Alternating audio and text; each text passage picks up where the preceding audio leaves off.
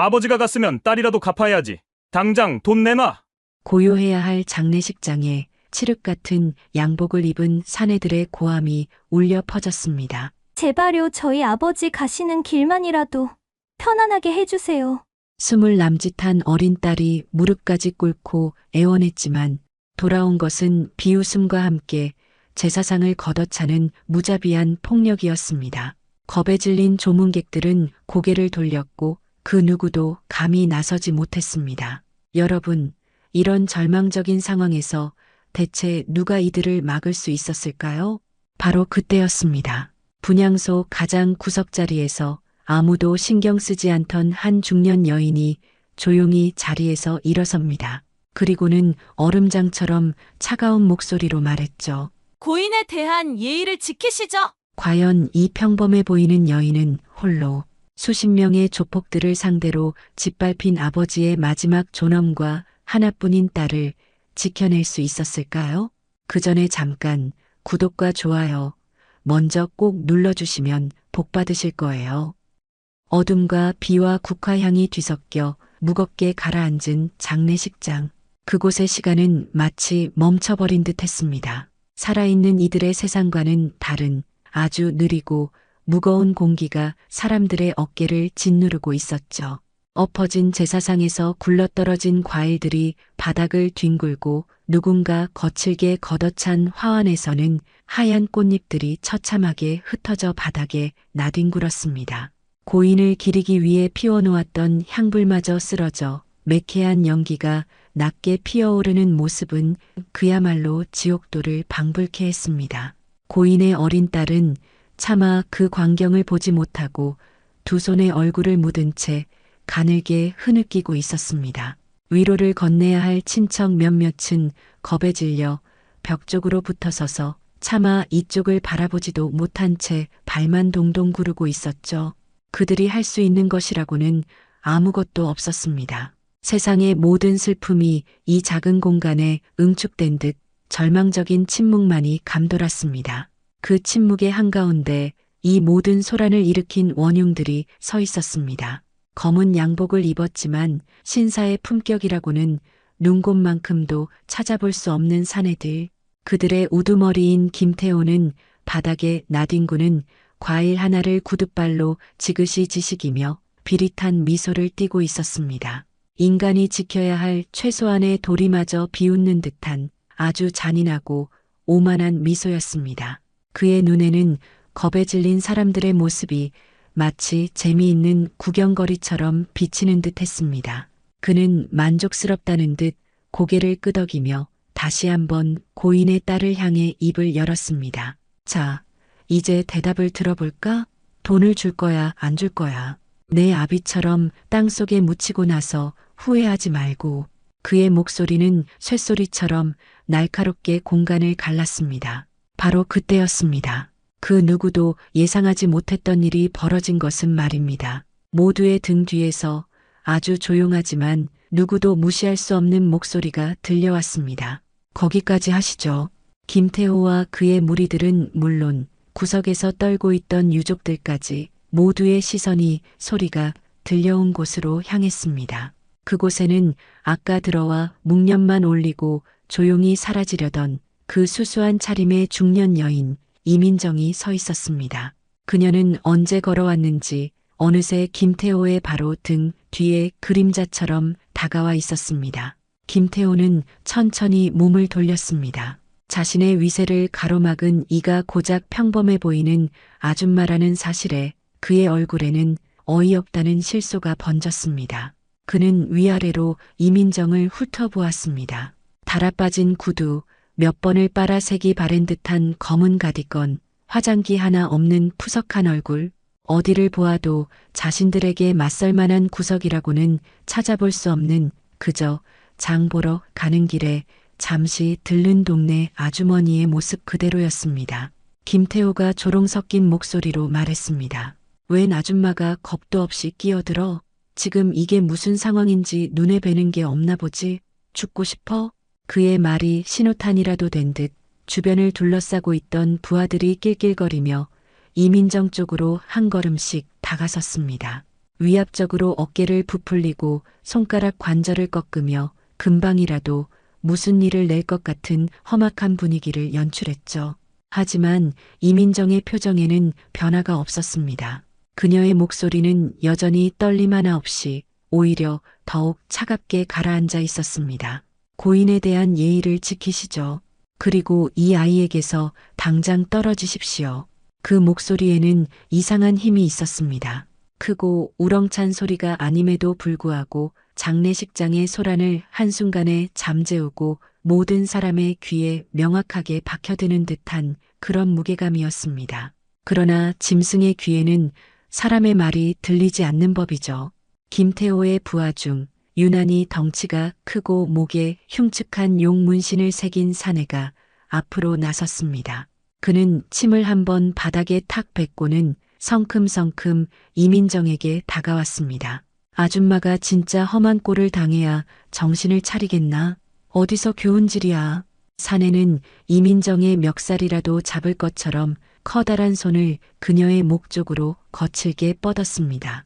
유족들 사이에서 낮은 비명이 터져나왔고 고인의 딸은 차마 그 광경을 보지 못하고 눈을 질끈 감았습니다.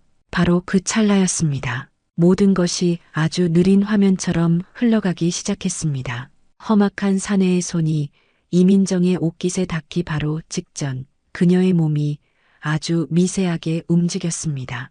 그것은 피하는 동작이라기보다는 오히려 상대의 힘을 안으로 받아들이는 듯한 부드러운 움직임이었습니다.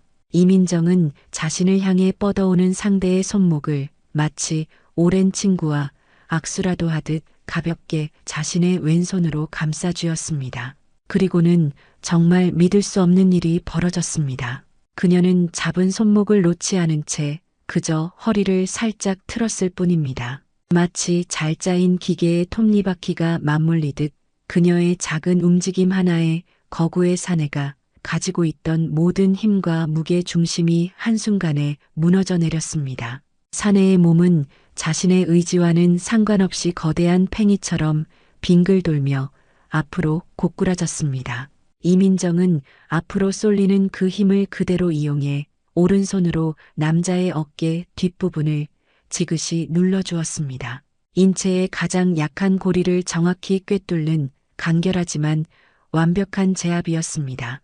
뚝 하는 소름 끼치는 소리와 함께 산만한 덩치를 자랑하던 사내는 비명 한 번 제대로 지르지 못하고 바닥에 대자로 뻗어버렸습니다. 쿵 하는 둔탁한 소리가 장례식장을 울렸고 바닥에 먼지가 허옇게 피어올랐습니다. 정적이 흘렀습니다. 숨막히는 정적. 장례식장 안에 있던 모든 사람들은 자신의 눈을 의심했습니다. 방금 전까지 사람을 잡아먹을 듯이 기세등등하던 조폭이 저 연약해 보이는 중년 여성의 손짓 한 번에 속절없이 나가떨어진 겁니다. 마치 거대한 바위가 바람에 날리는 낙엽처럼 힘없이 쓰러지는 광경은 현실이라고는 도저히 믿기지 않았습니다. 김태호를 포함한 나머지 조폭들 역시 눈앞에서 벌어진 일을 이해하지 못하고 멍한 표정을 짓고 있었습니다.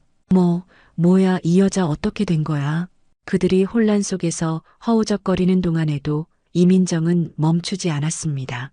그녀는 쓰러진 남자를 차갑게 한번 내려다본 뒤 아무 일도 없었다는 듯 곧장 김태호를 향해 다시 걸음을 옮겼습니다. 그제야 정신을 차린 다른 조폭 2명이 욕설을 내뱉으며 양쪽에서 그녀를 덮치기 위해 달려들었습니다. 한 놈은 주먹을 휘둘렀고 다른 한 놈은 발길질을 시도했습니다. 이번에도 이민정은 조금도 당황하는 기색이 없었습니다. 그녀는 자신을 중심으로 펼쳐지는 모든 움직임을 꿰뚫어 보고 있다는 듯 침착하기 그지없었습니다. 오른쪽에서 묵직한 바람소리를 일으키며 날아오는 주먹. 이민정은 상체를 살짝 숙여 그것을 가볍게 흘려보냈습니다. 거의 동시에 그녀는 몸을 반쯤 회전시키며 그 원심력을 자신의 팔꿈치에 고스란히 실었습니다. 그리고 그 팔꿈치는 왼쪽에서 달려들던 다른 남자의 명치에 마치 망치가 쐐기를 박듯 정확하게 꽂혔습니다. 컥! 비명조차 되지 못하는 짧은 신음과 함께 명치를 가격당한 남자의 두 눈이 하얗게 뒤집혔습니다. 그는 그대로 뒤로 나가떨어져 바닥에 쓰러진 동료의 몸 위로 포개지듯 쓰러졌습니다. 하지만 이민정의 움직임은 거기서 끝나지 않았습니다. 그녀는 상체를 숙였던 자세 그대로 용수철처럼 튀어오르며 몸을 바로 세웠습니다. 그리고 그 탄력을 이용해 자신의 손바닥으로 주먹을 휘둘렀던 오른쪽 남자의 턱을 아래에서 위로 강하게 올려쳤습니다. 퍽 하는 둔탁한 파열음과 함께 남자의 고개가 심하게 젖혀졌고 그는 두 바퀴쯤 비틀거리다 결국 균형을 잃고 바닥에 큰 대자로 뻗어버렸습니다. 이 모든 과정이 채 3초도 걸리지 않았습니다. 조금의 망설임도 단 하나의 불필요한 동작도 없는 오직 상대를 무력화시키기 위한 가장 효율적이고 완벽한 움직임의 연속이었습니다.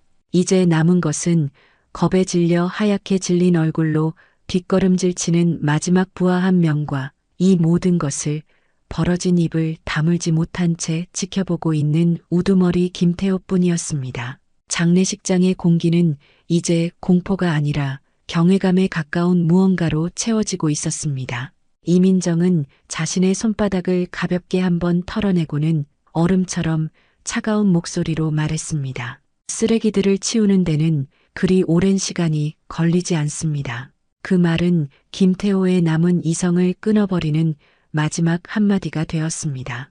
굴욕감과 분노로 그의 얼굴이 시뻘겋게 달아올랐습니다.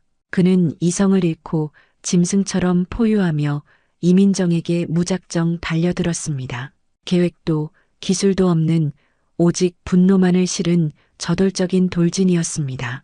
하지만 상대가 이민정이라는 사실을 그는 잊고 있었습니다. 그녀는 마치 성난 황소의 돌진을 우아하게 피하는 투우사처럼 그 자리에 못 박힌 듯 서서 움직이지 않았습니다. 김태호의 육중한 몸이 그녀를 덮치기 바로 직전까지 그녀는 미동도 하지 않았습니다.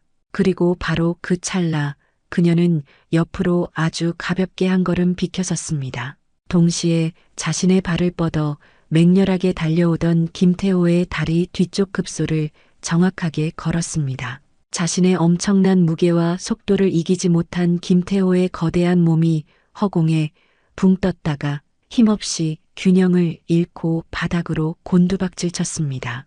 쾅 하는 굉음과 함께 그는 조금 전까지 자신이 비웃던 그 제사상 아래에 머리를 쳐박고 복이 흉하게 나뒹굴게 되었습니다. 순식간에 장례식장 바닥에는 건장한 조폭 5명이 신음소리를 내며 쓰러져 있었고 그 중심에 이민정은 처음 그 자리에 서 있던 모습 그대로 옷매무새 하나 흐트러지지 않은 채 조용히 서 있었습니다. 그녀의 차분한 숨결소리와 창밖의 빗소리만이 이 비현실적인 정적을 채우고 있을 뿐이었습니다. 얼마나 시간이 흘렀을까요? 장례식장 안의 시간은 멈춰버린 듯 했지만 바깥 세상의 시간은 어김없이 흐르고 있었습니다. 정적을 깨뜨린 것은 바깥에서부터 희미하게 들려오던 소리였습니다. 밤의 장막을 찍고 다가오는 날카로운 사이렌 소리. 누군가 이 아수라장을 보고 경찰에 신고한 것이 틀림없었습니다. 그 소리는 점점 더 가까워지더니 이내 장례식장 건물 앞에서 거친 엔진 소리와 함께 멈춰섰습니다. 곧이어 육중한 문이 다시 한번 열리고 이번에는 제복을 입은 2명의 경찰관이 굳은 표정으로 들어섰습니다. 빗물에 젖은 그들의 어깨가 실내의 희미한 조명 아래 번들거렸습니다. 앞서 들어온 젊은 경찰관의 이름은 최성우. 각 경찰학교를 졸업한 티는 벗었지만 여전히 정의감과 의욕이 혈관 속에 들끓는 젊은이였습니다. 그의 눈은 매처럼 날카롭게 현장을 훑기 시작했습니다. 여러분, 한번 상상해 보십시오. 경찰의 눈에 비친 그날 밤의 장례식장 풍경을 말입니다. 우선 코를 찌르는 것은 뒤섞인 냄새였습니다. 고인을 기리는 국화의 향과 향냄새, 그리고 행패꾼들이 쏟아버린 술이 뒤섞여 시큼하게 발효되는 냄새까지 그야말로 모든 것이 뒤죽박죽이었습니다. 눈앞에는 엉망으로 엎어진 제사상과 깨진 그릇 조각들이 널브러져 있었고 그 사이로 건장한 산의 대여섯 명이 저마다 신음을 흘리며 바닥을 뒹굴고 있었습니다. 누가 봐도 심각한 폭력 사건이 벌어진 현장이었습니다. 최성우 경관의 훈련된 두뇌는 이 복잡한 정보들을 빠르게 조합하기 시작했습니다. 조직폭력배들 간의 세력 다툼인가? 아니면 채무 관계가 얽힌 복수극? 그의 시선은 자연스럽게 사건의 중심을 향했습니다. 그리고 그의 눈은 그곳에 서 있는 한 사람에게서 딱 멈추고 말았습니다. 바로 이민정. 그녀는 이 모든 소란의 한가운데에 마치 폭풍의 눈처럼 고요하게 서 있었습니다. 다른 사람들처럼 겁에 질려 있지도 흥분해 있지도 않았습니다.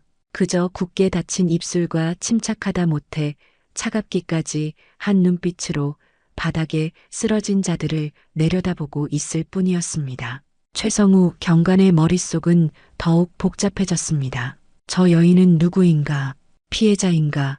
가해자인가? 아니면 그저 목격자인가? 저토록 태연한 태도는 이 아수라장과 전혀 어울리지 않았습니다. 바로 그때였습니다. 바닥에 쓰러져 있던 김태호가 경찰의 등장을 확인하고는 기다렸다는 듯이 신음소리를 내기 시작했습니다. 그는 마치 온몸의 뼈가 으스러지기라도 한 것처럼 과장된 몸짓으로 몸을 뒤틀며 소리쳤습니다. 아이고, 경찰 양반. 이제야 오셨소? 사람 잡네, 사람 잡아. 최성우 경관은 곧장 김태호에게 다가가 물었습니다. 괜찮으십니까? 이게 어떻게 된 일입니까? 누가 이런 겁니까? 김태호는 이때다 싶어 눈물까지 찔끔 흘리는 신용을 하며 이민정을 손가락으로 가리켰습니다. 그의 손가락은 분노와 고통으로 부들부들 떨리고 있었지만 그 눈빛 깊은 곳에는 교활함이 뱀처럼 또아리를 틀고 있었습니다. 저 여자요. 저 미친 여자가 그랬소. 우리가 조용히 조문 좀 하겠다는데 다짜고짜 시비를 걸더니 사람을 이렇게 만들어 놨다고. 경찰 양반, 저 여자 당장 잡아 넣어야 합니다. 저거 사람도 아니야. 참으로 기가 막힐 노릇이죠. 가해자가 순식간에 피해자로 둔갑하는 순간이었습니다. 김태호의 연기는 실로 대단해서 다른 조폭들마저 기다렸다는 듯이 저마다 앓는 소리를 내며 그의 주장에 힘을 보탰습니다. 맞아요. 갑자기 달려들어서 눈 한 번 마주쳤다고 사람을 이렇게 패다니. 그들의 뻔뻔한 거짓말은 마치 미리 입이라도 맞춘 듯 일사불란했습니다. 최성우 경관의 의심의 눈초리가 자연스럽게 이민정에게로 향했습니다. 상황이 너무나도 이상했습니다. 저 왜소한 체구의 중년 여성이 이 건장한 사내들을 모두 쓰러뜨렸다는 말인가? 도저히 상식적으로는 이해가 가지 않았습니다. 혹시 숨겨둔 무기라도 사용한 것은 아닐까? 아니면 어딘가에 공범이라도 숨어 있는 것일까? 그는 이민정에게 다가가 직업적인 냉정함을 유지하며 물었습니다. 선생님, 이분들 말씀이 사실입니까? 지금 이 현장에 대해 설명해 주시죠. 하지만 이민정은 그저 묵묵히 서 있을 뿐 아무런 대답도 하지 않았습니다. 변명도 해명도 심지어 억울하다는 표정조차 짓지 않았습니다. 그저 모든 것을 꿰뚫어 보는 듯한 깊은 눈으로 최성우 경관을 바라볼 뿐이었습니다. 그녀의 그런 태도는 오히려 최 경관의 의심을 더욱 증폭시켰습니다. 일반적인 사람이라면 억울함을 호소하거나 최소한 당황하는 기색이라도 보이는 것이 당연한데 저 여인은 지나치게 침착했습니다. 그것은 무고한 사람의 당당함이라기보다는 오히려 모든 것을 체념한 범죄자의 태도처럼 보일 수도 있는 것이었습니다. 결국 최성우 경관은 원칙에 따라 행동하기로 결심했습니다. 선생님, 일단 묵비권을 행사할 수 있다는 점을 알려드립니다. 하지만 이 상황에 대해서는 조사가 필요하니 저희와 함께 경찰서까지 동행해 주셔야겠습니다. 그의 말이 끝나기가 무섭게 그의 파트너가 허리춤에서 수갑을 꺼내 짤랑거렸습니다. 차가운 금소금이 장례식장의 무거운 공기를 갈랐습니다. 바로 그 순간이었습니다. 구석에서 울고만 있던 고인의 딸이 어디서 그런 용기가 났는지 자리에서 벌떡 일어나 달려왔습니다. 그녀는 최성우 경관의 앞을 막아서며 울음으로 갈라지는 목소리로 외쳤습니다. 아니에요. 경찰 아저씨, 아니에요. 이분은 저를 도와주신 분이에요.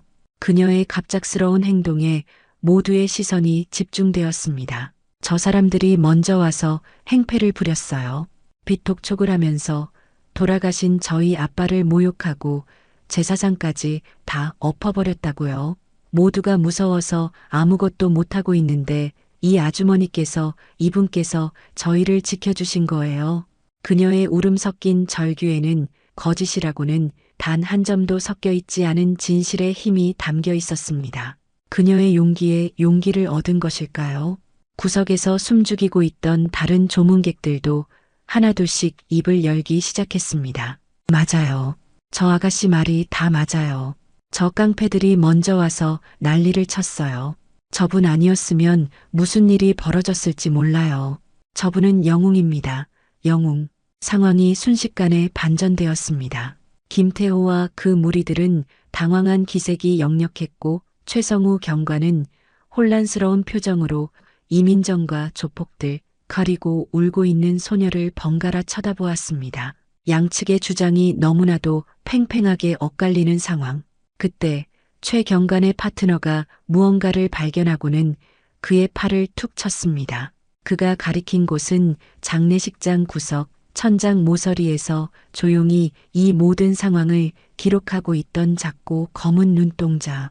바로 CCTV였습니다. 최성우 경관은 곧장 관리실로 향했습니다. 잠시 후 그는 작은 모니터 화면 앞에서 숨을 죽였습니다. 화면 속에는 조금 전 장례식장에서 벌어졌던 모든 일들이 흑백 영상으로 생생하게 기록되고 있었습니다. 김태호 일당이 얼마나 오만하고 잔인하게 행패를 부렸는지, 고인의 딸이 얼마나 처절하게 애원했는지, 그리고 이민정이 얼마나 침착하고 압도적인 실력으로 그들을 제압했는지가 고스란히 담겨 있었습니다. 최성우는 경찰로서 수많은 폭력 사건 영상을 봐왔지만 이것은 차원이 달랐습니다. 화면 속 이민정의 움직임은 분노나 감정에 휩쓸린 난투극이 아니었습니다. 마치 잘 짜인 각본처럼 단 하나의 불필요한 동작도 조금의 망설임도 없는 완벽한 제압이었습니다.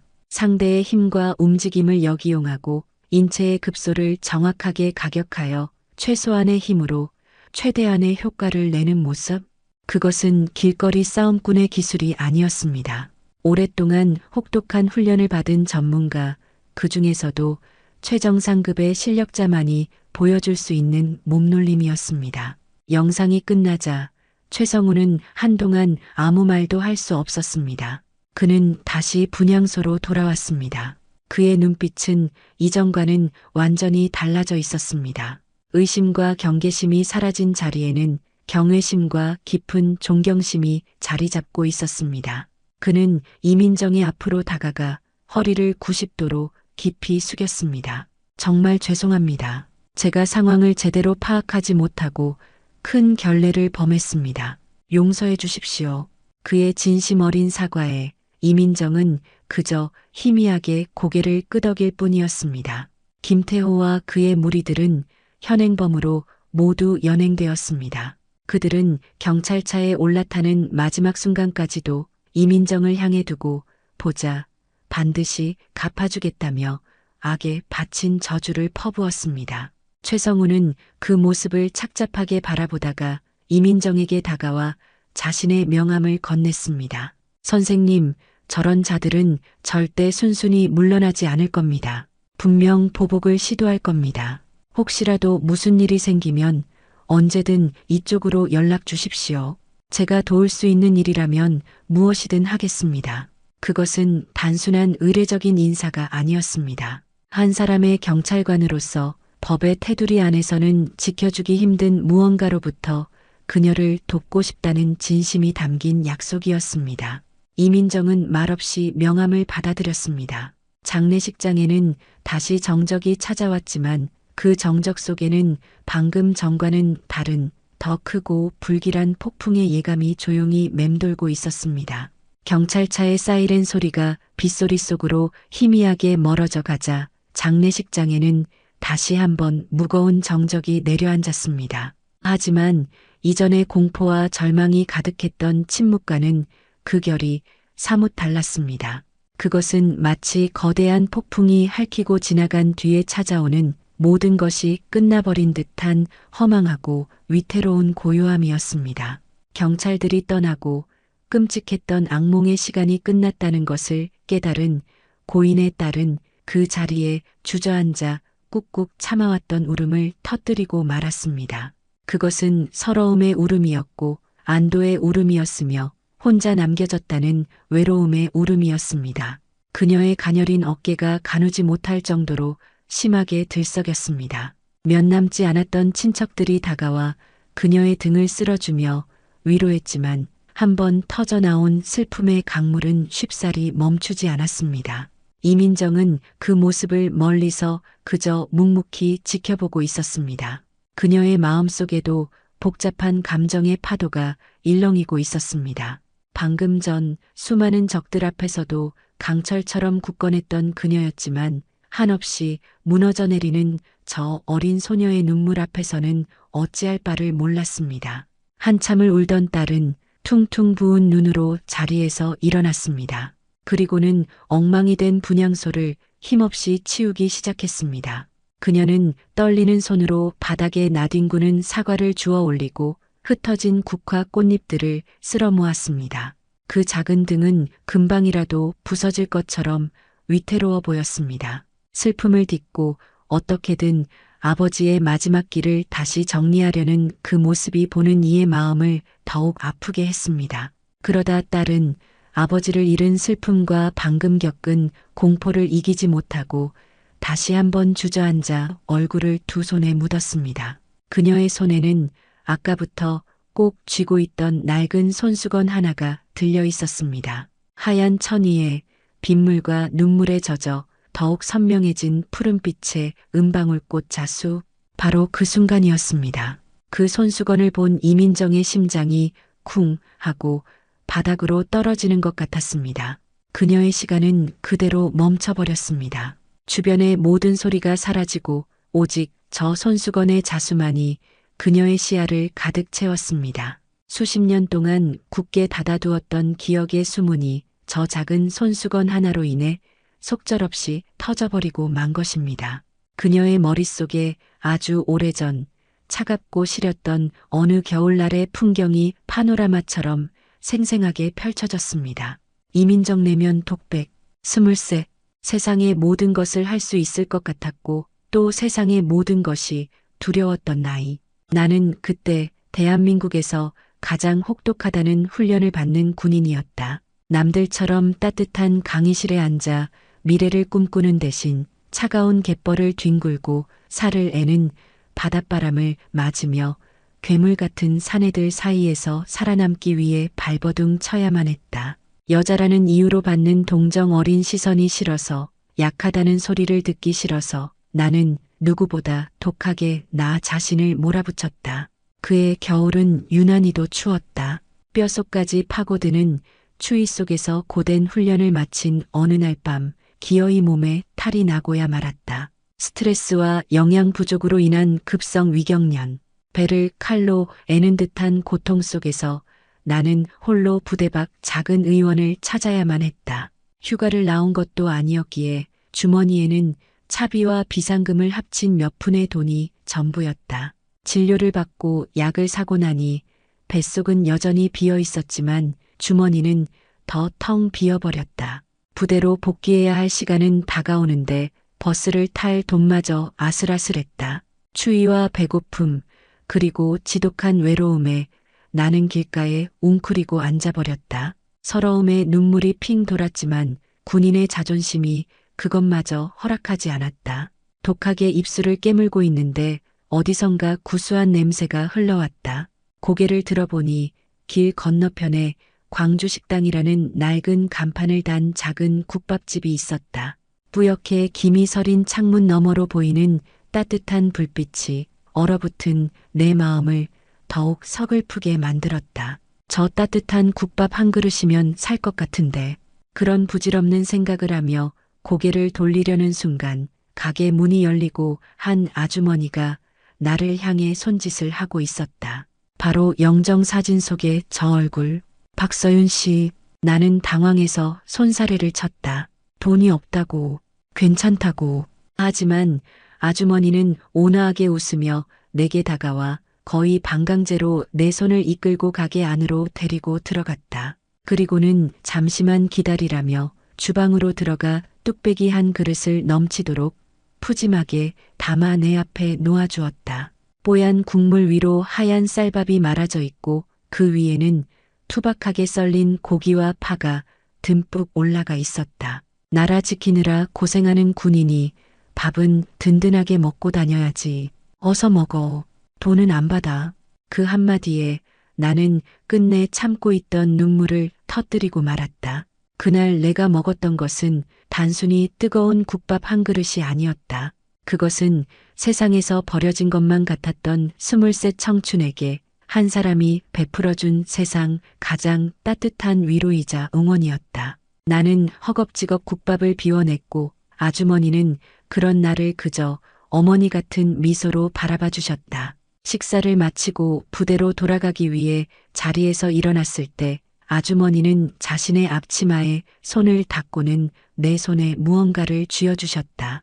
곱게 접힌 하얀 손수건, 그리고 그 위에는 지금 저 아이의 손에 들린 것과 똑같은 푸른 은방울꽃 자수가 놓여 있었다. 살다 보면 힘들어서 땀도 나고 서러워서 눈물도 나는 날이 있을 거야. 그럴 때 이걸로 닦으라고. 아가씨는 뭐든 잘 해낼 거요. 나는 그 손수건을 부적처럼 품에 안고 부대로 복귀했다. 그 후로 이어진 지옥 같은 훈련 속에서 나는 수없이 포기하고 싶었다. 인간의 한계를 넘나드는 고통 속에서 모든 것을 내려놓고 싶을 때마다 나는 품속의 손수건을 꺼내 보았다. 그러면 신기하게도 그날의 뜨거웠던 국밥의 온기와 아주머니의 따뜻한 미소가 떠오르며 다시 일어설 힘을 얻곤 했다. 그 작은 손수건은 단순한 천조각이 아니었다. 나의 지난 20년 군 생활을 버티게 해준 가장 큰 힘이자 세상은 아직 살만하다는 것을 일깨워준 희망의 증표였다. 그런데 그분이 돌아가셨다. 그리고 그분의 마지막 가시는 길마저 저런 짐승 같은 놈들에게 짓밟히고 있었다. 그리고 저기 저 아이가 내가 받은 은혜와 똑같은 온기가 담긴 저 손수건을 쥐고 울고 있다. 나는 그동안 무엇을 한 것인가? 나는 나라를 지키는 군인이었다. 하지만 정작 내 삶에 가장 큰 빚을 진 은인의 가족 하나 지키지 못하고 있었다. 이제는 더 이상 망설일 수 없다. 이것은 더 이상 남의 일이 아니다. 이것은 의협심이나 불의를 참지 못하는 성격 때문이 아니다. 이것은 나의 전쟁이다. 내가 받은 은혜를 갚고 그분의 고귀한 마음을 지켜내야만 하는 나의 마지막 임무다. 저 아이를, 저 아이의 눈물을 내가 반드시 지켜내야만 한다. 길고 긴 회상에서 깨어난 이민정의 눈빛은 이전과는 완전히 달라져 있었다. 싸늘한 분노가 가라앉은 자리에는 슬프지만 강철보다 단단한 결의가 서려 있었다. 그녀는 조용히 고인의 딸에게 다가갔다. 그리고는 아무 말 없이 그녀의 어깨를 감싸 안아주었다. 따뜻하고 굳건한 손길에 소녀는 참았던 울음을 다시 터뜨리며 그녀의 품에 기댔다. 이민정은 한참 동안 소녀를 다독여주다가 결심을 굳힌 얼굴로 몸을 일으켰다. 그녀는 장례식장 문 쪽을 바라보았다. 빗줄기는 더욱 거세지고 있었고 저 어둠 너머에는 패배의 굴욕을 갚기 위해 도끼를 품고 있을 짐승들이 기다리고 있을 것이다. 두려움은 없었다. 그녀는 자신의 마지막 임무를 수행하기 위해 전쟁터로 향하는 군인처럼 망설임 없는 걸음으로 쏟아지는 비와 어둠 속으로 걸어 나갔다. 이민정은 장례식장의 문을 열고 밖으로 나섰습니다. 안온하고 정체된 실내의 공기와는 달리 바깥의 밤 공기는 차갑고 날카로웠습니다. 굵은 빗줄기가 그녀의 얼굴과 어깨를 사정없이 때렸지만 그녀는 눈 한 번 깜빡하지 않았습니다. 오히려 그 차가운 감각이 과거의 슬픔과 현재의 분노로 뜨거워진 그녀의 머리를 맑게 식혀주는 듯 했습니다. 장례식장 앞 주차장은 칠흑 같은 어둠에 잠겨 있었습니다. 희미한 가로등 몇 개가 제 역할을 다하지 못한 채 깜빡이고 있었고 그 빛마저 쏟아지는 비에 가려져 사물의 윤곽을 겨우 분간할 수 있을 정도였습니다. 바닥에는 크고 작은 물웅덩이가 가득했고 비바람이 불 때마다 주차된 차들 위로 마른 나뭇잎들이 스산하게 쓸려다녔습니다. 모든 것이 축축하고 차갑고 또 적대적이었습니다. 보통 사람이라면 한시라도 빨리 이 눅눅한 어둠을 벗어나려 했겠지만 이민정은 그 자리에 멈춰 서서 어둠 속을 조용히 응시했습니다. 그녀의 눈은 평범한 사람의 눈이 아니었습니다. 수십 년간 어둠 속에서 적을 식별하고 위협을 감지하도록 훈련된 군인의 눈이었습니다. 그녀의 눈은 어둠에 익숙해지기 시작했고 이내 주차장의 풍경을 단순한 배경이 아닌 하나의 전장으로 분석하기 시작했습니다. 차량의 배치, 가로등의 위치, 숨을 만한 사각지대, 그리고 어둠보다 더 짙은 농도로 숨어있는 생명의 기척들. 그녀의 예감은 틀리지 않았습니다. 어둠 속에서 그림자들이 하나둘씩 모습을 드러내기 시작했습니다. 주차된 승합차 뒤에서, 건물 기둥 뒤에서, 심지어는 거대한 화물차 아래에서까지 마치 땅에서 솟아나기라도 한 것처럼 검은 옷을 입은 사내들이 소리 없이 나타나 그녀를 둘러쌌습니다. 하나, 둘, 다섯, 열 그 수를 헤아리는 것이 무의미할 정도였습니다. 어림잡아도 30은 좋게 넘어 보이는 엄청난 수였습니다. 그들의 손에는 차가운 쇠파이프와 묵직한 강목이 섬뜩한 빛을 발하며 들려 있었습니다. 이윽고 그 무리의 가장 앞에서 익숙한 얼굴이 모습을 드러냈습니다. 조금 전 병원으로 실려갔던 김태호였습니다.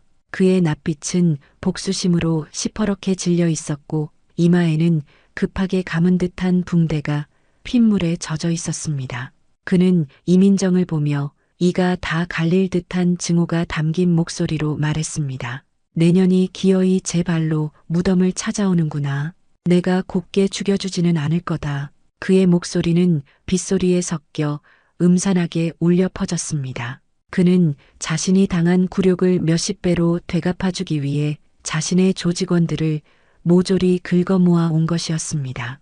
이것은 더 이상 돈 문제가 아니었습니다. 자신의 체면과 조직의 자존심을 짓밟은 저 여자에 대한 처절한 복수극의 시작이었습니다. 여러분, 상상이 되십니까? 쏟아지는 비, 사방이 막힌 주차장, 그리고 수십 명의 흉악한 조폭들에게 홀로 포위된 중년 여성. 보통 사람이라면 그 자리에서 공포와 절망으로 정신을 놓아버렸을 겁니다. 하지만 이민정의 얼굴에는 두려움의 기색이 없었습니다. 그녀는 오히려 자신의 앞에 놓인 상황을 냉철하게 분석하고 있었습니다. 30명 이상, 절반은 무기를 소지, 퇴로는 차단됐다. 정면 돌파는 불가능. 저들의 목표는 나 하나. 그렇다면 그녀의 눈빛이 싸늘하게 빛났습니다. 그녀는 살아남기 위해 싸우는 것이 아니었습니다. 저들을 모두 이곳에 묶어둠으로써 장례식장 안에 있는 고인의 딸을 지키기 위해 싸워야만 했습니다. 김태호가 손을 치켜들었다 내리자 가장 앞줄에 있던 조폭 대여섯 명이 함성을 지르며 이민정에게 달려들었습니다. 이민정은 그 자리에 서서 피하지 않았습니다. 그녀는 오히려 달려드는 무리를 향해 몸을 날렸습니다. 가장 먼저 달려들던 쇠파이프를 든 남자의 공격을 피하는 동시에 그녀는 그의 손목 안쪽 급소를 두 손가락으로 정확하게 찔렀습니다. 남자는 비명을 지르며 손에서 쇠파이프를 놓쳤고 이민정은 그것이 땅에 떨어지기 전에 가볍게 낚아챘습니다. 이제 그녀의 손에도 무기가 들렸습니다. 그녀는 빼앗은 쇠파이프를 짧게 고쳐 잡고는 곧바로 반격에 나섰습니다. 그녀의 공격은 조폭들처럼 마구잡이로 휘두르는 방식이 아니었습니다. 그녀는 쇠파이프를 휘두르는 것이 아니라 마치 창처럼 찌르거나 펜싱 칼처럼 상대의 빈틈을 베는 방식으로 사용했습니다. 쇄골, 손목, 무릎, 발목. 상대방을 크게 다치게 하지는 않으면서도 가장 극심한 고통을 주어 전투력을 상실하게 만드는 급소만을 정확하고 무자비하게 가격했습니다. 크악, 악, 비명소리가 주차장 곳곳에서 터져나왔습니다. 이민정은 한 곳에 머무르지 않았습니다. 그녀는 주차된 차들 사이를 물 흐르듯 오가며 자신의 모습을 끊임없이 감추고 드러냈습니다. 차 문을 방패 삼아 날아드는 공격을 막아내는가 하면 사이드 미러를 발로 차 깨뜨려 그 파편으로 뒤쪽의 적을 견제하기도 했습니다. 어두운 주차장은 그녀에게 불리한 조건이 아니라 오히려 자신의 몸을 숨기고 적을 교란시킬 수 있는 최적의 전장이 되어 주었습니다. 하지만 영웅에게도 한계는 있는 법입니다. 그녀가 아무리 뛰어난 전사라 한들 수십 명의 적을 혼자서 상대하는 것은 불가능에 가까운 일이었습니다. 싸움이 길어질수록 그녀의 숨은 조금씩 가빠지기 시작했고 이마에서는 굵은 땀방울이 빗물과 뒤섞여 흘러내렸습니다. 조폭들은 쓰러져도 마치 파도처럼 계속해서 밀려왔습니다. 결국 예기치 못한 순간에 위기가 찾아왔습니다. 한쪽의 적을 상대하는데 정신이 팔린 나머지 반대쪽 사각지대에서 날아오는 공격을 미처 피하지 못한 것입니다. 시야 밖에서 날아온 묵직한 강목이 그녀의 왼쪽 팔뚝을 강타했습니다. 흑! 그녀의 입에서 처음으로 나지막한 신음이 터져나왔습니다. 뼈가 울리는 극심한 통증이 팔 전체로 퍼져나갔습니다. 쇠파이프를 쥐고 있던 손의 힘이 순간적으로 풀렸고 그녀는 비틀거리며 뒤로 몇 걸음 물러섰습니다. 조폭들은 그 결정적인 순간을 놓치지 않았습니다. 그들은 승기를 잡았다는 듯 함성을 지르며 그녀를 향해 한꺼번에 달려들었습니다. 이민정은 부상당한 팔을 감싸쥐며 뒤쪽에 있던 승용차의 등을 기댔습니다. 이제 그녀는 완전히 포위되었습니다. 더 이상 피할 곳도 기댈 곳도 없었습니다. 그녀의 이마에서 흘러내린 땀과 빗물이 시야를 흐릿하게 가렸고 부상당한 팔에서는 뜨거운 피가 흘러내려 손끝을 적셨습니다. 그녀를 둘러싼 조폭들의 포위망이 점점 좁혀져 왔습니다. 그들의 거친 숨소리와 비릿한 웃음소리가 사방에서 들려왔습니다. 그리고 그들 너머로 김태호가 만족스러운 미소를 지으며 천천히 다가왔습니다. 그의 손에는 가장 두껍고 단단해 보이는 강목이 들려 있었습니다. 이제 끝이다, 아줌마. 내가 직접 내년의 머리통을 깨부숴주마. 김태호는 승리를 확신하며 머리 위로 강목을 높이 치켜들었습니다. 이민정은 부상당한 몸을 힘겹게 일으켜 세우며 마지막까지 포기하지 않는 눈빛으로 그를 노려보았습니다. 빗줄기는 더욱 거세지고 절체절명의 위기 속에서 시간은 영원처럼 느리게 흘러가고 있었습니다. 시간이 멈춘 듯 했습니다. 이민정의 등 뒤에서는 차가운 자동차 강철판이, 눈앞에서는 수십 명의 적들이 그녀의 숨통을 조여오고 있었습니다. 부상당한 왼팔에서는 욱신거리는 통증과 함께 뜨거운 피가 계속해서 흘러내렸습니다. 쏟아지는 빗물과 이마에서 흐르는 땀이 뒤섞여 시야를 어지럽혔지만 그녀의 눈동자만은 한 점 흐트러짐 없이 앞을 향하고 있었습니다. 그 시선의 끝에는 승리를 확신하며 비열한 미소를 짓고 있는 김태호가 있었습니다. 김태호는 자신의 손에 들린 묵직한 강목을 어깨에 한번 툭툭 걸쳐보았습니다. 그것은 사형 집행인이 형을 집행하기 전에 벌이는 마지막 의식처럼 잔인하고 오만한 동작이었습니다. 그는 이 지긋지긋한 싸움을 끝내고 저 건방진 여자를 자신의 발 아래에 무릎 꿇릴 생각에 희열을 느끼는 듯 했습니다. 이제 끝이다, 아줌마. 다음 세상에서는 까불 상대를 잘 골라야 할 게다. 그는 온몸에 무게를 실어 머리 위로 강목을 높이 치켜들었습니다. 번개가 치는 듯 어두운 주차장의 희미한 불빛이 강목의 거친 표면에 반사되어 섬광처럼 번쩍였습니다. 이민정을 둘러싼 조폭들의 얼굴에는 기대감과 광기가 번져나갔습니다. 이제 곧 저 여자가 처참하게 쓰러지는 모습을 목격하게 될 것이었습니다. 이민정은 마지막 힘을 다해 부상당하지 않은 오른팔로 방어 자세를 취했습니다. 그녀는 패배를 직감한 것이 아니었습니다. 그녀의 머릿속은 마지막 순간까지도 이 상황을 타개할 단 하나의 수를 찾기 위해 맹렬하게 회전하고 있었습니다. 저 강목이 내리쳐지기까지 약 1.5초, 내가 움직일 수 있는 거리는 최대 1m. 승사는 김태호의 팔 근육이 꿈틀거리며 강목이 맹렬한 바람소리를 가르며 그녀의 머리를 향해 내리쳐지는 바로 그 순간이었습니다.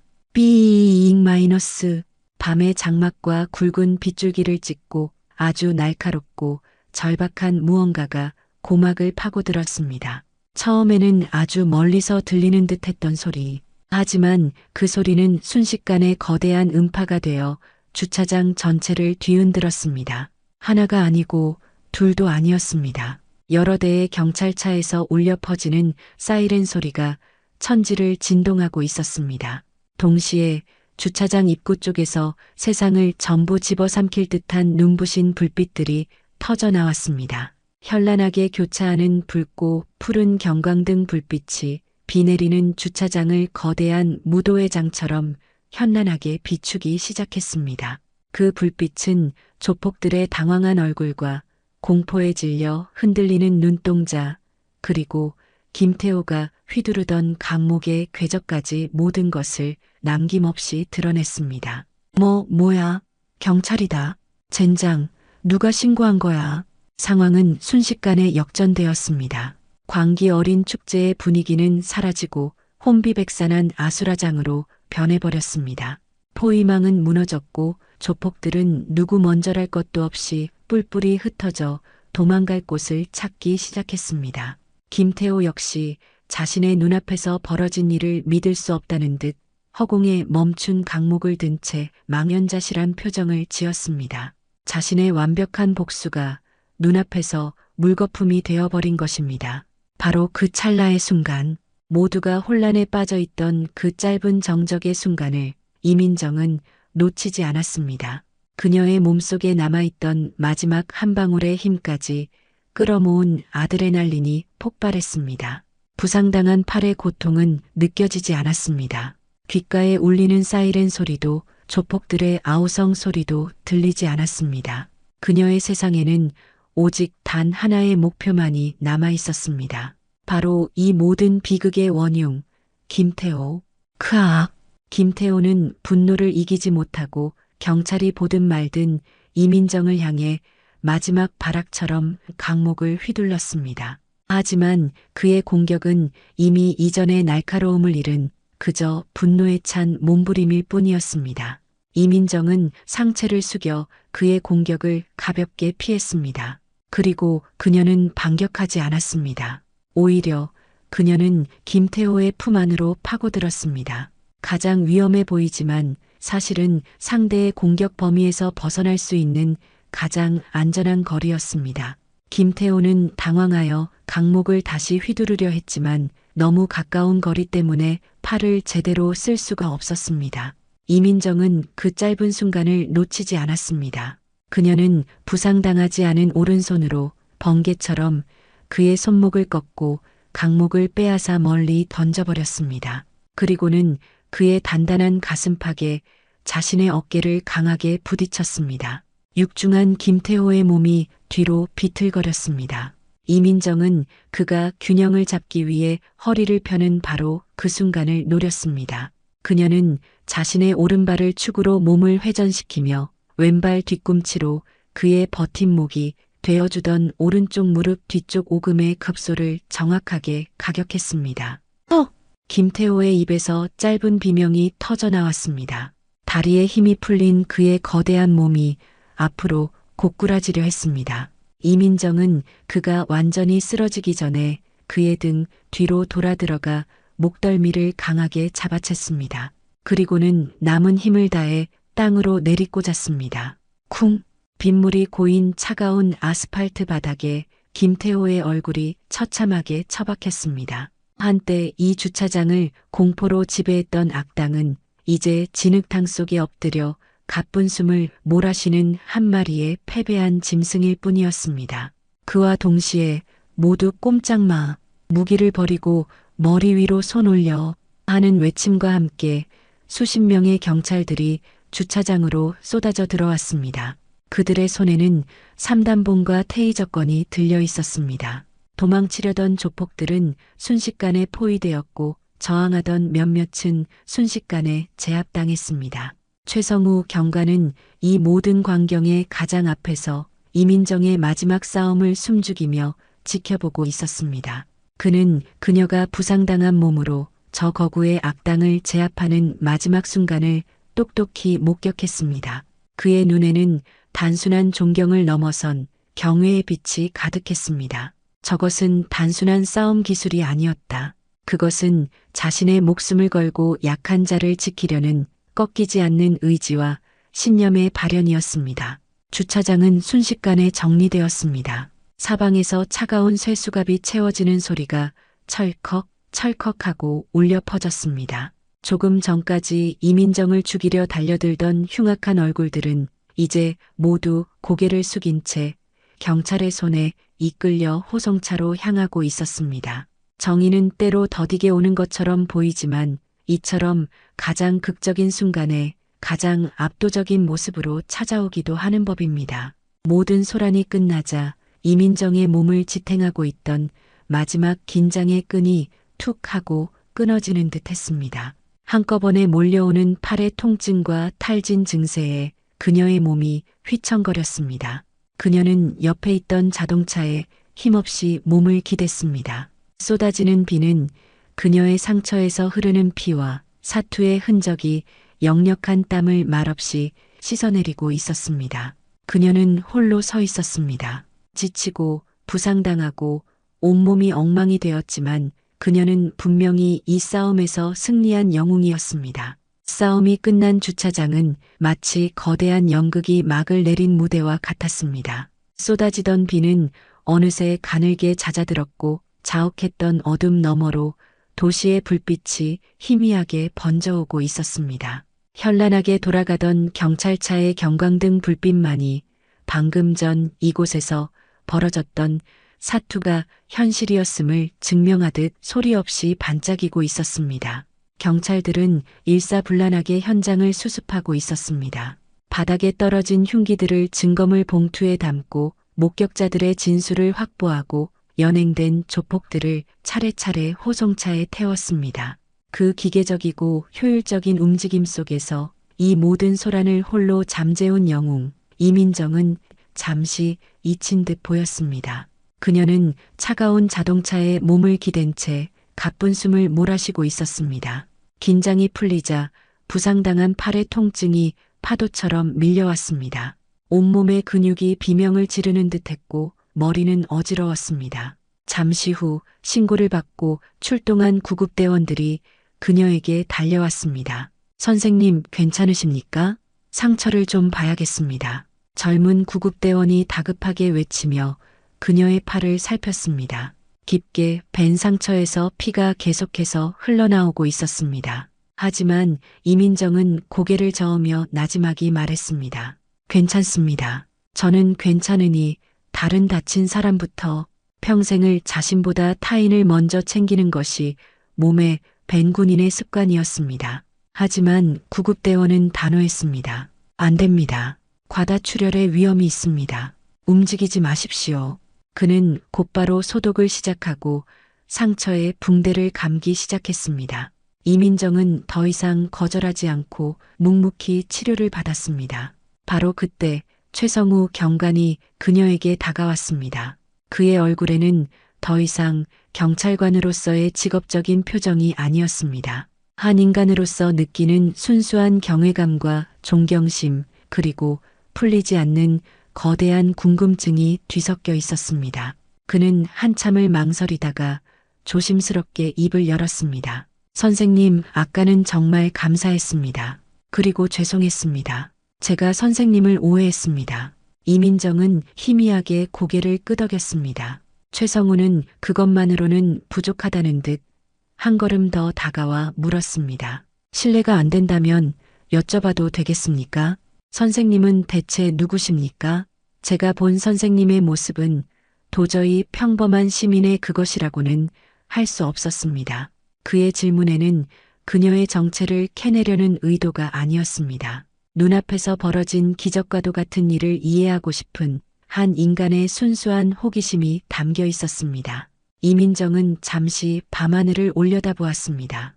비구름이 옅어지고 있었습니다. 그녀는 최성우를 바라보며 아주 조용하고 의미심장한 한마디를 내뱉었습니다. 저는 그저 오래전에 진 빚을 갚으러 온 사람일 뿐입니다. 빚이라는 그 한마디에 최성우는 더욱 알 수 없는 표정을 지었습니다. 그가 무언가 더 물어보려던 순간이었습니다. 아주머니, 장례식장 건물 쪽에서 애타는 목소리가 들려왔습니다. 소리가 나는 쪽을 돌아보니 고인의 딸이 위태로운 걸음으로 이쪽을 향해 달려오고 있었습니다. 장례식장 안에서 밖의 소란을 들으며 얼마나 마음을 졸였을까요? 사이렌 소리가 잦아들고 상황이 정리되는 듯하자 더는 참지 못하고 뛰쳐나온 것이었습니다. 소녀의 눈에는 현장을 정리하는 수많은 경찰들도 줄줄이 연행되는 조폭들도 보이지 않았습니다. 그녀의 시선은 오직 한 사람, 구급차 옆에서 팔에 붕대를 감고 있는 이민정에게 고정되어 있었습니다. 자신을 지키다 다친 그 은인의 모습에 소녀의 얼굴은 감사함과 죄책감으로 순식간에 일그러졌습니다. 그녀는 이민정의 앞에 멈춰서서 숨을 헐떡이며 울먹였습니다. 아주머니, 괜찮으세요? 네, 다치신 거예요? 저 때문에 다치신 거잖아요. 정말 죄송합니다. 정말 뭐라고 감사를 드려야 할지 모르겠어요. 두서없는 말이 눈물과 함께 쏟아져 나왔습니다. 이민정은 괜찮다는 표시로 희미하게 웃어 보였지만 소녀의 눈물은 멈추지 않았습니다. 자신을 위해 목숨을 걸고 싸워준 이 은인 앞에서 그녀는 그저 죄송하고 감사하다는 말밖에 할 수가 없었습니다. 이민정은 그런 소녀를 가만히 바라보았습니다. 그리고는 치료받지 않은 오른손을 천천히, 아주 천천히 자신의 젖은 외투 주머니 속으로 가져갔습니다. 그녀의 손에 무언가가 들려나왔습니다. 그것은 빗물과 땀에 젖어 축축했지만 그 형태만은 선명한 하얀 손수건이었습니다. 세월의 흔적을 고스란히 간직하여 색은 누렇게 바래고 천은 부드럽게 달아 있었습니다. 하지만 그 위에 수놓아진 푸른빛 은방울꽃 자수만큼은 수십 년의 세월을 뛰어넘어 여전히 영롱하게 빛나고 있었습니다. 이민정은 그 손수건을 소녀의 눈앞에 조용히 내밀었습니다. 그리고는 아주 오래된 옛날 이야기를 들려주듯 나지막하고 따뜻한 목소리로 말하기 시작했습니다. 아주 오래전 내가 너처럼 젊고 또 아주 가난하고 외로웠던 시절이 있었단다. 소녀는 울음을 그치고 의아한 표정으로 그녀의 이야기에 귀를 기울였습니다. 주변에 있던 최성우 경관과 구급대원들도 자신도 모르게 숨을 죽이고 그녀의 목소리에 집중했습니다. 그때 나는 군인이었어. 하루하루가 너무 고되고 힘들었지. 어느 추운 겨울날 훈련을 마치고 몹시 알았던 적이 있었단다. 돈도 없고 몸도 아프고 세상에 나 혼자만 남겨진 것 같아 길가에 웅크리고 있었지. 바로 그때 한 분이 나에게 다가와 아무런 대가도 바라지 않고 따뜻한 국밥 한 그릇을 내어주셨단다. 바로 너의 어머니 박서윤 씨께서 말이다. 소녀의 눈이 동그래졌습니다. 그녀는 믿을 수 없다는 듯 자신의 어머니 이름이 저 낯선 아주머니의 입에서 나오는 것을 충격적으로 바라보았습니다. 나는 그날 그 국밥 한 그릇으로 몸뿐만 아니라 얼어붙었던 마음까지 녹일 수 있었어. 그리고 너의 어머니는 떠나는 내 손에 바로 이 손수건을 쥐어주셨지. 힘들 때마다 이걸 보고 힘을 내라고. 나는 이 손수건 덕분에 내 인생의 가장 힘들었던 순간들을 모두 이겨낼 수 있었단다. 이민정은 말을 마치고 소녀의 손에 들린 손수건을 가만히 바라보았습니다. 그것은 자신이 가진 것보다 훨씬 새 것이었지만 한 땀 한 땀 정성스럽게 수놓인 은방울꽃의 모양은 똑같았습니다. 그제야 소녀는 모든 것을 깨달았습니다. 빚을 갚으러 왔다던 그녀의 말의 의미를, 자신을 지키기 위해 목숨을 걸고 싸운 이유를, 그것은 단순한 동정심이나 의협심이 아니었습니다. 수십 년 전 자신의 어머니가 베풀었던 작은 친절이 돌고 돌아 이제 자신에게 기적처럼 돌아온 것이었습니다. 소녀의 눈에서 다시 한번 뜨거운 눈물이 쏟아져 내렸습니다. 하지만 그것은 이전의 슬픔과 공포의 눈물이 아니었습니다. 세상을 향한 감사함과 사람의 온기에 대한 벅찬 감동이 담긴 눈물이었습니다. 어머니, 소녀는 나지막이 엄마를 부르며 이민정의 품에 와락 안겼습니다. 이민정 역시 부상당하지 않은 팔로 소녀를 힘껏, 아주 힘껏 안아주었습니다. 그것은 단순한 포옹이 아니었습니다. 수십 년의 세셔널을 뛰어넘어 어머니의 따뜻한 마음과 딸의 감사함, 그리고 한 군인의 묵직한 의리가 하나가 되는 순간이었습니다. 차가운 주차장의 한복판에서 두 사람은 한참 동안 서로를 부둥켜 안고 소리 없이 눈물을 흘렸습니다. 이 가슴 뭉클한 광경을 최성우 경관과 다른 경찰관들, 그리고 구급대원들까지 모두 숨죽인 채 지켜보고 있었습니다. 험악한 범죄 현장을 수습하던 그들의 거친 얼굴 위로 자신들도 모르는 뜨거운 감정이 조용히 피어오르고 있었습니다. 시간이 얼마나 흘렀을까요? 차가운 주차장의 아스팔트 위에서 두 사람은 세상에 오직 둘만 남은 것처럼 서로를 부둥켜 안고 있었습니다. 그것은 단순한 포옹이 아니었습니다. 수십 년의 세월을 뛰어넘어 이어진 기적 같은 인연을 확인하는 의식이자 한 사람이 다른 사람에게 건넬 수 있는 가장 깊은 위로와 감사의 표현이었습니다. 이 가슴 뭉클한 광경을 조금 떨어진 곳에서 모두가 숨죽인 채 지켜보고 있었습니다. 최성우 경관은 더 이상 경찰의 눈이 아닌 한 인간의 눈으로 그들을 바라보았습니다. 그는 오늘 밤 인간이라는 존재가 보여줄 수 있는 가장 추악한 밑바닥과 가장 고귀한 정상의 모습을 동시에 목격했습니다. 법과 제복이라는 이름 아래 기계처럼 범인을 쫓던 그의 마음에 정의라는 단어의 의미가 새롭게 새겨지고 있었습니다. 정의란 그저 악인을 처벌하는 것에서 끝나는 것이 아니라 선한 이들이 맺어온 인연과 마음을 지켜내는 것까지 포함하는 것이라는 사실을 말입니다. 옆에 있던 나이 지긋한 동료 경찰관이 그의 어깨를 툭 치며 나지막이 말했습니다. 최순경, 세상에는 우리가 모르는 영웅들이 참 많다네. 그의 목소리에도 깊은 감동이 서려 있었습니다. 구급대원들 역시 분주하게 움직이던 손길을 잠시 멈추고 두 사람에게 그들만의 시간을 내어주고 있었습니다. 그들은 수많은 사고 현장에서 인간의 고통과 슬픔을 봐왔지만 오늘처럼 절망의 잿더미 속에서 피어나는 따뜻한 희망의 순간을 마주한 적은 드물었습니다. 한 젊은 구급대원은 자신도 모르게 눈시울이 뜨거워져 고개를 돌려 슬쩍 눈가를 훔치기도 했습니다. 한참의 시간이 흐른 뒤 이민정과 소녀는 천천히 서로에게서 떨어졌습니다. 두 사람의 얼굴은 눈물로 흠뻑 젖어 있었지만 그 표정에는 이전에 없던 평온함과 단단한 유대감이 자리 잡고 있었습니다. 이민정은 이제 혼자가 된 소녀의 보호자라도 된 듯 그녀의 어깨를 감싸 안았습니다.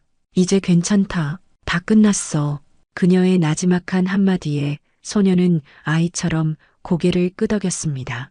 구급대원이 다시 다가와 이민정에게 병원으로 가서 정밀 검사를 받아야 한다고 재촉했습니다. 하지만 이민정은 고개를 저으며 시선은 장례식장 건물을 향한 채 말했습니다. 아직 저 아이의 아버님 가시는 길을 마저 지켜봐야 합니다.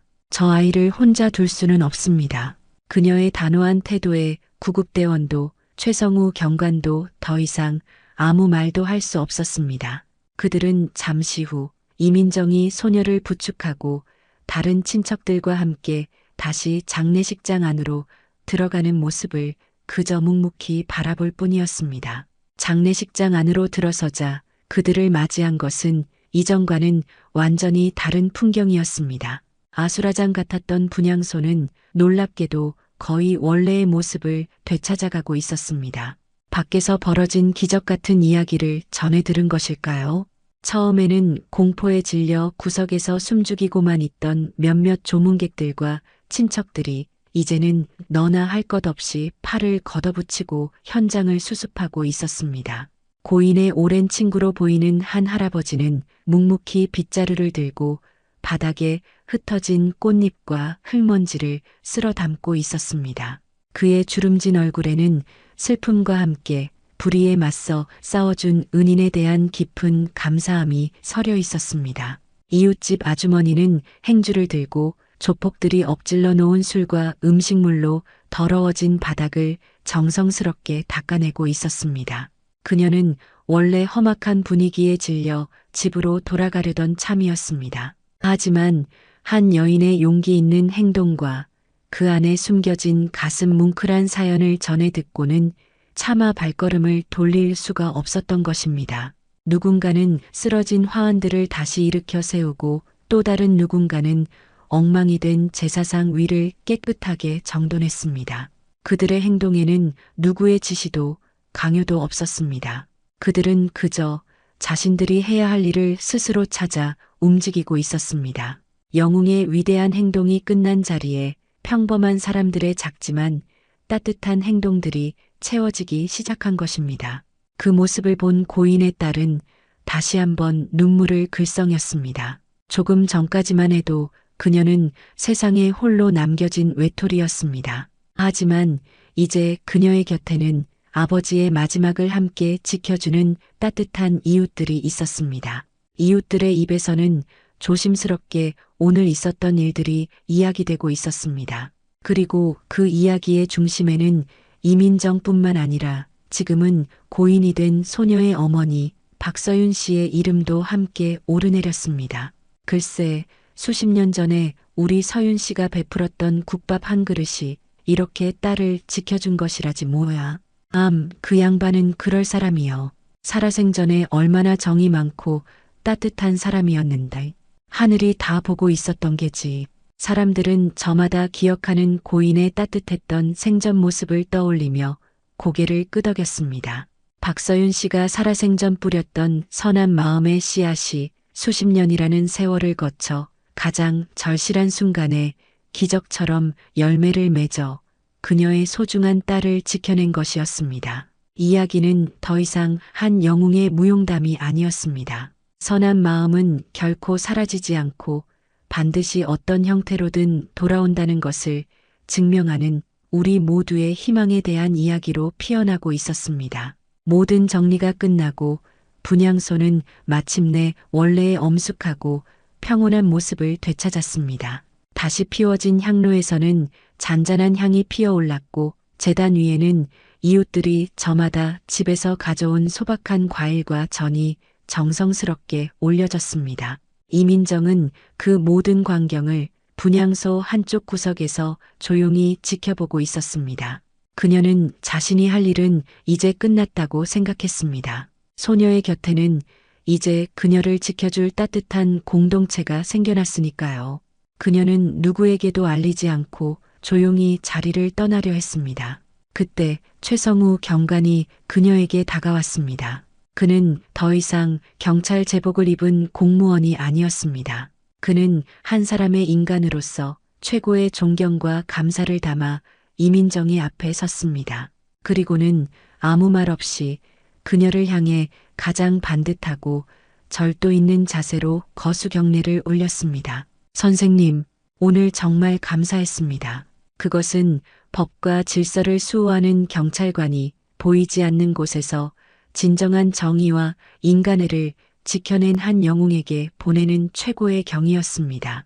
이민정은 그의 경례를 묵묵히 받았습니다. 그리고는 희미한 미소와 함께 고개를 끄덕인 뒤 새벽의 여명이 밝아오는 주차장을 향해 조용히 걸어 나갔습니다. 그녀의 임무는 이제 정말로 끝이 난 것입니다. 그날 밤에 폭풍우가 지나가고 며칠의 시간이 흘렀습니다. 세상은 언제 그런 끔찍한 일이 있었냐는 듯 너무나도 평온한 일상으로 돌아가 있었습니다. 하지만 그날 밤 그 자리에 있었던 사람들에게는 결코 잊을 수 없는 아주 깊고 선명한 흔적이 남았습니다. 고인의 장례는 남은 이웃들과 친척들의 도움 속에서 무사히 치러졌습니다. 아버지를 떠나보내는 길은 슬펐지만 소녀는 더 이상 혼자가 아니었습니다. 그녀의 곁에는 이제 슬픔을 함께 나누고 등을 기댈 수 있는 든든한 사람들이 있었습니다. 장례식장에서 처음 만났던 이름 모를 어른들은 이제 매일같이 그녀의 작은 집을 찾아와 안부를 묻고 따뜻한 밥 한 끼를 챙겨주는 가장 가까운 이웃이 되어 주었습니다. 그날 밤의 사건은 경찰 조사를 통해 그 전말이 낱낱이 밝혀졌습니다. 김태호 일당은 단순한 폭력 사건이 아닌 불법 채권 추심과 폭력 조직 운영 혐의까지 더해져 법의 엄중한 심판을 받게 되었습니다. 그들이 들이밀었던 차용증은 당연히 무효가 되었고 오히려 그들의 다른 범죄 행각까지 드러나는 계기가 되었으니 참으로 인과응보가 아닐 수 없었죠. 사건을 담당했던 최성우 경관은 며칠 동안 관련 서류들을 정리하며 깊은 생각에 잠겼습니다. 그의 책상 위에는 수많은 사건 파일들이 산처럼 쌓여 있었지만 유독 장례식장 집단 난동 사건 파일은 그 무게가 다르게 느껴졌습니다. 파일을 열면 그날 밤의 광경이 어제 일처럼 생생하게 떠올랐습니다. 짐승처럼 날뛰던 조폭들과 그들을 홀로 막아서던 한 평범한 중년 여성의 단단한 등, 그리고 모든 것이 끝난 뒤 수십 년의 세월을 뛰어넘어 서로를 부둥켜 안고 울던 두 사람의 모습까지. 그는 결국 이민정의 신원을 끝까지 정확하게 파악하지 못했습니다. 그녀는 조사가 끝난 후 자신의 신상에 대해 더는 알려지기를 원치 않는다며 정중히 사양하고 홀연히 사라졌습니다. 그녀의 이름과 나이 외에는 그녀가 어디서 와서 어디로 갔는지 아는 사람은 아무도 없었습니다. 그녀는 마치 해야 할 임무를 완수한 비밀요원처럼 자신의 흔적을 남기지 않고 다시 평범한 일상 속으로 돌아간 것입니다. 최성우는 더 이상 그녀를 찾지 않았습니다. 어쩌면 이 세상의 정의는 그렇게 이름 모를 영웅들의 보이지 않는 헌신으로 지켜지고 있는 것일지도 모른다고 그는 생각했습니다. 그리고 또 한 주가 흘렀습니다. 맑게 갠 가을 하늘 아래 한적한 교회의 공원묘지. 이민정은 수수한 평상복 차림으로 작은 비석 앞에 섰습니다. 바로 고 박서윤 씨의 묘였습니다. 그녀의 손에는 화려한 국화꽃다발 대신 그날의 인연을 상징하는 작고 소박한 은방울꽃 한 다발이 들려 있었습니다. 그녀는 조용히 꽃을 내려놓고 정성스럽게 묘비 주변을 정리했습니다. 한참 동안 말없이 비석을 바라보던 그녀의 입가에 옅은 미소가 피어올랐습니다. 그것은 슬픔의 미소가 아니라 아주 오랜 숙제를 마친 사람만이 지을 수 있는 평온하고 따뜻한 미소였습니다. 그녀는 마치 살아있는 사람에게 이야기하듯 나지막이 속삭였습니다. 사장님, 저예요. 아주 오래전에 사장님 가게에서 세상에서 가장 따뜻한 국밥을 얻어먹었던 그 철없던 군인입니다. 바람이 불어와 그녀의 머리카락을 부드럽게 흩날렸습니다. 마치 박서윤 씨가 그녀의 이야기에 귀를 기울이고 있다는 듯이 말입니다. 따님은 이제 괜찮습니다. 아주 씩씩하고 좋은 아이더군요. 그리고 이제 혼자가 아닙니다. 사장님께서 살아생전 베푸셨던 그 따뜻한 마음씨처럼 좋은 이웃들이 그 아이 곁을 지켜주고 있습니다. 그러니 하늘에서는 이제 아무 걱정 마시고 편히 쉬십시오. 그녀는 말을 마치고 품속에서 소중하게 간직해온 낡은 손수건을 꺼내 묘비를 정성스럽게 닦았습니다. 마치 살아생전에 고단했던 그녀의 삶을 위로라도 하려는 듯이 사장님께서 저에게 주셨던 그 따뜻한 빚 이제야 전부 갚은 것 같습니다. 정말 감사했습니다. 이민정은 마지막 인사를 마치고 군인 시절의 습관처럼 비석을 향해 허리를 깊이 숙여 경례했습니다.